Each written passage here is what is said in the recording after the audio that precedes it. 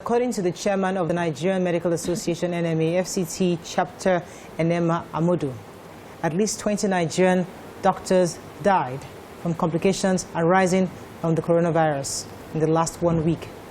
He said the deceased health workers include consultants, professors, and some resident doctors.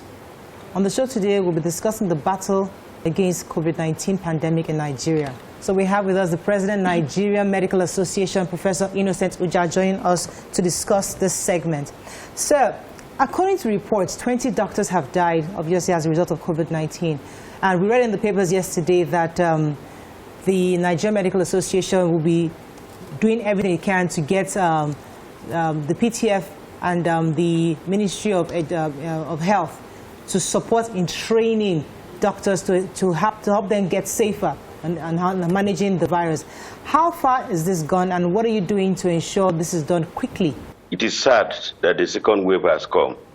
It's also sad that even at the beginning, and perhaps still now, not many Nigerians believe that there is COVID.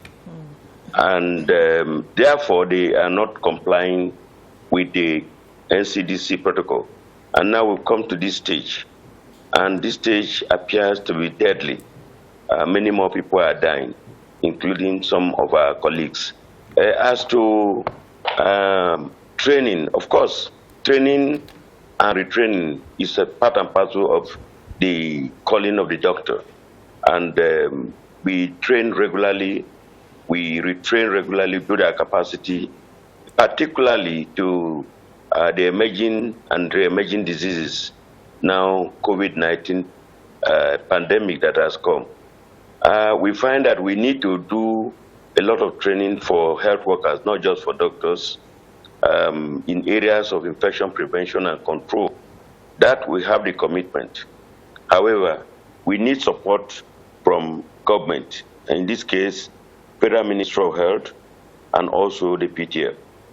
I know that during the first phase of the COVID-19, we had issues of inadequate PPEs being distributed to the hospitals. How equipped are we now? Is there progress in that regard? Do we have enough? The issue is that we will never have enough. But what we are saying is that we should regularly have the infection prevention materials, i.e. the PPEs.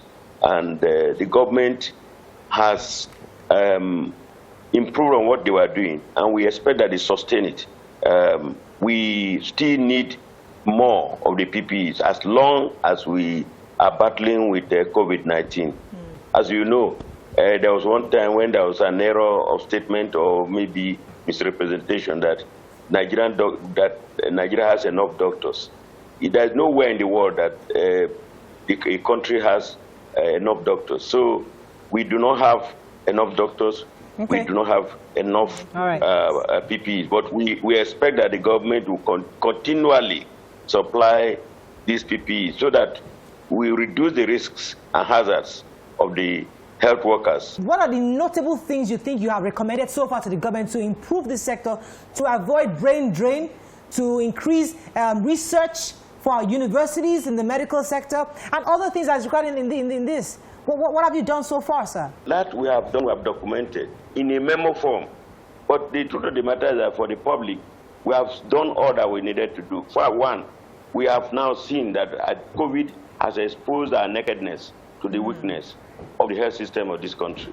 See, the truth of the matter is that when we say close our borders, nobody listens to us. So the reality is that if we must be documenting and learn and use the experience for the future, because the truth of the matter is that if we don't plan, we are not likely to succeed. Yes. We have learned some experience from, and I'm happy that the Secretary to the Government of the Federation had said that they didn't know that this is how bad the health system had been in Nigeria.